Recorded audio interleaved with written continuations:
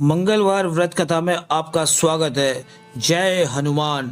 ऋषिनगर में केशवदत्त अपनी पत्नी अंजलि के साथ रहता था। संतान की इच्छा से दोनों पति पत्नी प्रति मंगलवार को हनुमान जी की पूजा करते थे।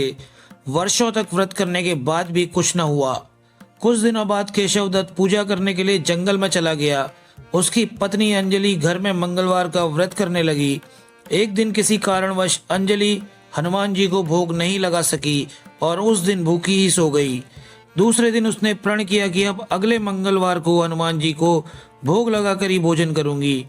अंजलि ने भूखी प्यासी रहकर 7वें दिन मंगलवार को हनुमान जी की पूजा की और उन्हें भोग लगाया, लेकिन तभी भूख प्यास के कारण अंजलि बेहोश हो गई।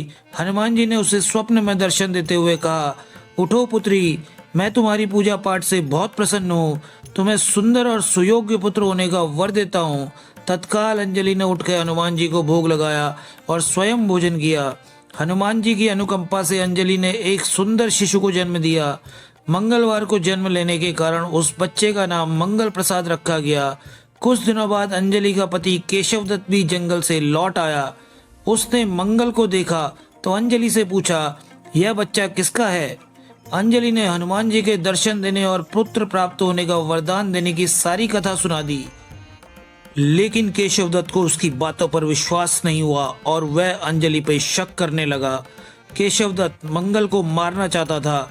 एक दिन केशवदत्त स्नान के लिए मंगल के साथ कुएं पर गया। केशवदत्त ने मौका देखकर मंगल को कुएं में फेंक दिया और घर आकर कह दिया कि मंगल तो मेरे साथ था ही नहीं। लेकिन तभी पीछे से मंगल दौड़ता हुआ आ गया। केशवदत्त मंगल को देखकर बुरी तरह चौंक गया। उसी रात हनुमान जी ने केशवदत्त को स्वप्न में दर्शन देते हुए कहा, तुम दोनों के मंगलवार के व्रत करने से प्रसन्न होकर पुत्र जन्म का वर मैंने दिया था, फिर तुम अपनी पत्नी पर शक क्यों करते हो? उसी समय केशवदत्त ने अंजलि को जगाकर उससे क्षमा मांगते हुए स्वप्न में हनुमान जी के दर्शन देने की सारी कहानी सुनाई। तब केशवदत्त ने अपने बेटे को हृदय से लगा लिया। उस दिन के बाद सभी आनंद पूर्वक रहने लगे।